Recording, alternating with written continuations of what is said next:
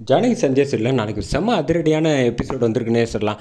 மாயா வந்து சீனுவை தான் லவ் பண்ணுறேன்னு கிஷோர் கிட்ட சொன்னதுக்கு அப்புறமேட்டுக்கு சீனு மாயா கல்யாணத்தை நடத்தி வைக்க ரகுராம் கிட்ட அதிரடியாக வந்து கிஷோர் கேட்டுட்டாப்புல. வேறு லெவலில் இருந்துச்சுன்னே சொல்லலாம். மிஸ் பண்ணாமல் ஃபுல் வீடியோ கேளுங்க.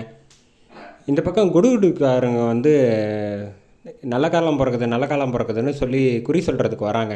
வந்தோடனே அவர் பேச ஆரம்பிக்கிறத கேட்டோன்னே வந்து ஜானகி வந்து வெளியில் வந்துடுறாங்க. வந்தோடனே இங்கே பாருங்கள், இந்த குடும்பத்தில் வந்து இப்போ வந்து கொஞ்சம் காலம் வர்ற மாதிரி சூழ்நிலை இருக்குது. நீ 21 வருஷமாக வந்து அந்த பகையெல்லாம் தீந்துரும்னு நினச்சி நீ சந்தோஷமாக ஒரு ஆசைப்பட்டு ஒன்று நடக்கணும்னு நினைக்கிற பாரு, அது நடக்காது. அப்படி நடக்கிற மாதிரி இருந்துச்சுன்னா மேற்கொண்டு பெரிய பிரச்சனை தான் வரும். நீ நினைக்கிற மாதிரி இந்த விஷயம் வந்து லேசுப்பட்டது கிடையாது. இது சரியாகணும்னா நீ 3 வேளை வந்து கோயிலுக்கு போய் விளக்கு போடு. அப்படி போட்டால் கூட வந்து நீ டெய்லி வந்து சாமியை வேண்டிக்கிறல்ல, அந்த ஆத்தா வந்து உனக்கு வந்து வரக்கூடிய பிரச்சனையோட வீரியத்தை வந்து குறைக்கும். பார்த்து சூதனமாக இருந்துக்க அப்படின்னு சொல்கிறாங்க. இதை ஜானகி கேட்குற எல்லா விஷயத்தையும் வந்து மேலே இருந்து மாயாவும் கேட்டுக்கிட்டு இருக்காங்க. கேட்டு முடித்தோன்னே அடுத்த நாள் காலையில் விடியுது. விடிஞ்சோன்னே வந்து ஜானகி வந்து மனசெல்லாம் கொஞ்சம் லைட்டாக படபடன்னு இருக்கிறதுனால, பெரியம்மா நம்ம கோயிலுக்கு போயிட்டு வரலாமா அப்படின்னு மாயா கேட்குறாங்க. கேட்டோன்னே சரி வா போகலாம் அப்படின்னு சொல்லிட்டு கோயிலுக்கு வராங்க. கோயிலுக்கு வந்ததுக்கப்புறமேட்டுக்கு ஜானகி வந்து மாயா கிட்ட பேசுகிறாங்க. ஆமாம், ஏன் வந்து உங்கள் ஃபேஸ் ஃபுல்லாக வந்து ரொம்ப பதட்டமாக இருக்குது அப்படின்னு சொன்னோன்னே, இல்லை நேற்று குறி சொன்னாங்களா, அது கேட்டதுலேருந்து எனக்கு மனசு கஷ்டமாக இருக்குது. நீங்கள் ஒன்றும் கவலைப்படாதீங்க பெரியம்மா, எல்லா விஷயங்களும் வந்து முடிவு எடுக்க தெரியாமல் தானே தடுமாறிட்டு இருக்கீங்க. ஏதாவது ஒரு சைடு வந்து தைரியமாக முடிவு எடுத்துக்க வேண்டியது தானே. அப்படி எடுக்க முடியாது மாயா, எனக்கு வந்து 2 பேரோட வாழ்க்கையும் வந்து ரொம்ப முக்கியம். ஒருத்தரை விட்டு கொடுத்து இன்னொருத்தரை விட்டு கொடுக்க முடியாது அப்படின்னு சொல்கிறாங்க.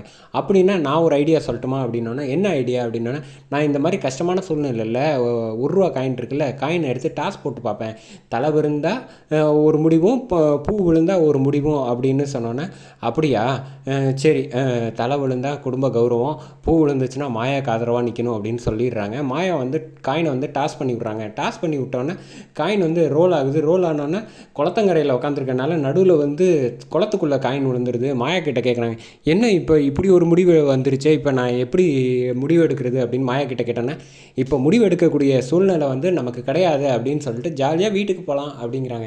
இவன் என்ன இவ்வளோ அசால்ட்டாக இருக்கான், நம்ம தான் வந்து இவ காதில் சேர்த்து வைக்கிறதுக்கு பதட்டப்பட்டுக்கிட்டு இருக்கோம், எப்படி சொல்கிறதுன்னு யோசிச்சுட்டு இருக்கப்ப கார் டக்குன்னு வருது. வந்தோடனே கார்லேருந்து கிஷோர் இறங்குறாங்க. இறங்கினோன்னே, டாடி எப்போ சொல்லவே இல்லை, சர்ப்ரைஸாக எப்போ பார்த்தாலும் ஃபோன்லேயே பார்த்துட்டு இருந்தால் சரியாக வருமா, அதனால தான் நேரில் கிளம்பி வந்துட்டேன், உன்னை பார்க்கணும் போல் இருந்துச்சு அப்படின்னோடனே, நீங்கள் வந்து ரொம்ப சந்தோஷம் அப்படின்னு ஜானகி சொல்கிறப்ப, எதுக்காக வந்திருக்கீங்க அப்படின்னோடனே, தனாக்கு கல்யாணம் முடிவு பண்ணிட்டேங்க, அடுத்தது மாயாவுக்கு வந்து நான் கல்யாணம் பண்ணி வைக்கணும்ல, அதுக்காக தான் வந்திருக்கேன் அப்படின்னு சொல்கிறாங்க. அது மட்டும் இல்லை, நீங்கள் வந்து மாயா வந்து விருப்பமே இல்லைன்னு சொன்னோன்னே மொத்த குடும்பமும் மாயாவுக்கு ஆதரவாக நின்னீங்கல்ல, அதுக்கெல்லாம் நான் ரொம்ப நன்றி சொல்லணும்ல, அதுக்காக தான் வந்திருக்கேன் அப்படின்னு சொன்னோன்னே, அப்படியா சரி வாங்க வீட்டுக்கு போகலான்ட்டு வீட்டுக்குள்ளே வராங்க. வீட்டுக்குள்ளே வர்றதுக்கு முன்னாடி இங்கே வந்து மணி வந்து பத்மா வந்து மாங்காய் வந்து உரிச்சிக்கிட்டு இருக்காங்க.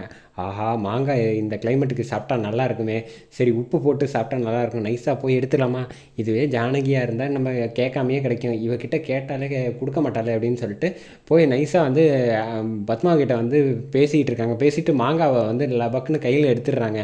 நீங்கள் மரியாதையாக கையில் இல்லை மாங்காவை கீழே போடுறீங்களா, அழுக்காயிடுச்சுமா, கையை அழுக்க பரவாயில்ல நான் தொடச்சி கூட வச்சுக்கிறேன், ஆனால் உங்களுக்கு தரமாட்டேன், கை வேணுமா இல்லை மாங்காய் வேணுமா அப்படின்னோன்னா, சிவா வந்து பேசாமல் கொடுத்துருங்க, நமக்கு கை தான் முக்கியம் அப்படின்னு சொன்னோன்னா டபக்குன்னு கீழே போட்டுட்டு ஓடிடுறாப்புல.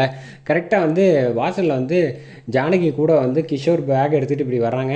பத்மாவும் பார்வதியும், இந்த வீட்டுக்கு சம்மந்தம் இல்லாதவங்க எல்லாரும் அடிக்கடி வர ஆரம்பிச்சிட்டாப்புல. முதல்ல பொண்ணு வந்துச்சு, இப்போ இவரும் வந்துட்டாரா அப்படின்னோன்னா, வாங்கன்னு வெல்கம் பண்ணுறாங்க. என்ன திடீர்னு வந்திருக்கேன்னு பார்க்குறீங்களா, அது ஒன்றும் இல்லை, பொண்ணை வந்து ஃபோன்லேயே பார்த்துட்டு இருந்தால் சரியாக வராதுல்ல, அதனால தான் பார்க்கலாம் நேரில் பேசலாம் அப்படின்னோன்னா, ரகுரா வந்து வாங்க கொஞ்சம் ரெஸ்ட் எடுங்க அப்படின்னு சொல்கிறாங்க. மாடிக்கு வந்து அழைச்சிட்டு போகிறான் மாயா.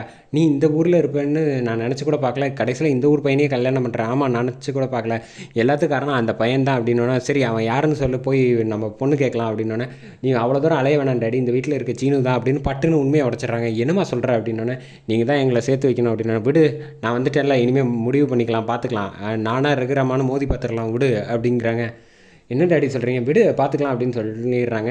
கரெக்டாக சாப்பிட்ற இடத்துல வந்துட்டு மாயா வந்து ஒருத்தங்களை லவ் பண்ணுறாங்கன்னு ரகுராம் முன்னாடியே சொன்னோன்னே 21 வருஷத்துக்கு முன்னாடி முடிஞ்ச விஷயத்த மறுபடியும் பேசுகிறேன் அப்படின்னு. இல்லைண்ணா அப்படி என்ன தப்பாக சொல்லிட்டேன், என் பொண்ணு வந்து ஆசைப்பட்டவ கூட கல்யாணம் பண்ணி வைக்கிறதுல உங்களுக்கு என்ன பிரச்சனை வரப்போகுது அப்படின்னு ஜென்ரலாக வந்து லவ் பண்ணுற விஷயத்த சொன்னோன்னே இந்த வீட்டில் இந்த காதல்ங்கிற வார்த்தை வரவே கூடாது அப்படின்னு சொல்கிறாங்க.